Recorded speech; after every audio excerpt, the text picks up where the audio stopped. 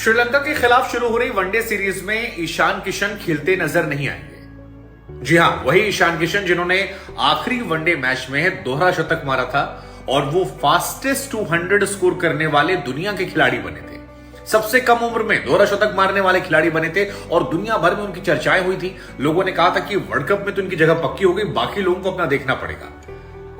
लेकिन भारतीय टीम में कप्तान रोहित शर्मा ये कह रहे हैं कि मेरे साथ ओपनिंग करेगा कोई तो वो होगा शुभमन गिल। शुभमन गिल ने पास्ट में अच्छा किया और उनके पास्ट रिकॉर्ड को देखते हुए हमें ईशान किशन को बाहर रखना पड़ेगा और ये अनफॉर्चुनेट है। हम शुभमन गिल को फेयर चांसेस देना चाहते हैं और ऐसी कई सारी बड़ी बड़ी बातें ईशान किशन और शुभमन गिल पर रोहित शर्मा ने कही। अब इसके बाद बड़ी संख्या में प्रशंसक हैं जिनका गुस्सा जो है वो रोहित शर्मा पर फूट पड़ा है।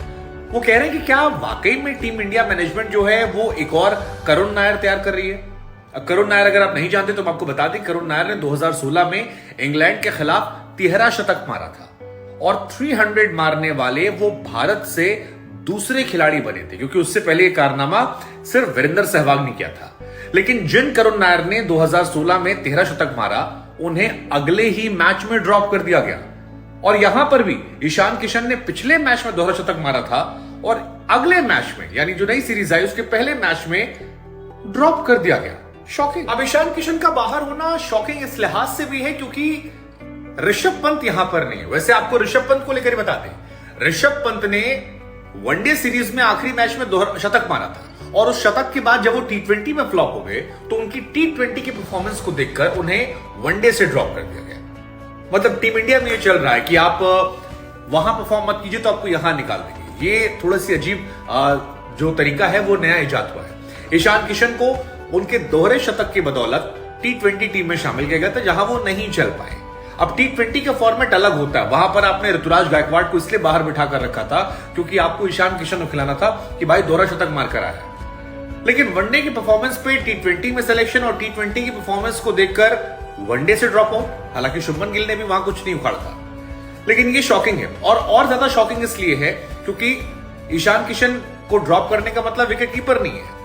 संजू सैमसन को आपने टीम में सेलेक्ट नहीं किया है। ऋषभ पंत चोटिल पड़े हैं, यानी अब खिलाएंगे से KL राहुल। अब फैंस का जो दिमाग है वो यहां खराब हो रहा है। वो कह रहे हैं कि भाई ईशान किशन और KL राहुल में अगर हम कंपैरिजन करें तो क्या KL राहुल का फेयर चांसेस बनता है। आपको अगर शुभमन गिल को खिलाना भी था तो आप 3 नंबर पर खिला लेते या 4 नंबर पर खिला लेते, ऊपर आप उसके साथ ओपन करते।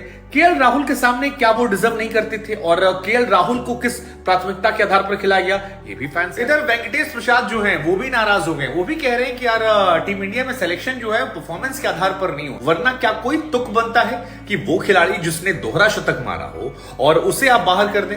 रोहित खुद कह रहे थे कि मैं जानता हूं दोहरा शतक मारने का मतलब क्या होता है, लेकिन मैं उन्हें बाहर कर रहा हूं और ये थोड़ा कड़ा फैसला है।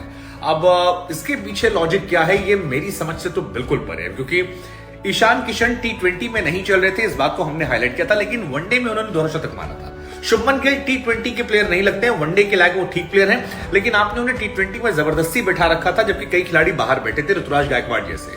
संजू सैमसन जिन्होंने परफॉर्म किया था उनको आपने वनडे से गायब कर दिया, T20 में डाला और T20 में चोटिल होकर बाहर हो गए। KL राहुल कहीं नहीं चलते हैं, लेकिन आपने उनको हर जगह इन्वॉल्व कर रखा है। ये सारी बातें समझ से परे हैं। उधर जसप्रीत बुमराह 6 दिन पहले टीम में शामिल किए गए थे और आज खबर आई कि जसप्रीत बुमराह जो हैं वो भी वापस चोटिल हो गए हैं।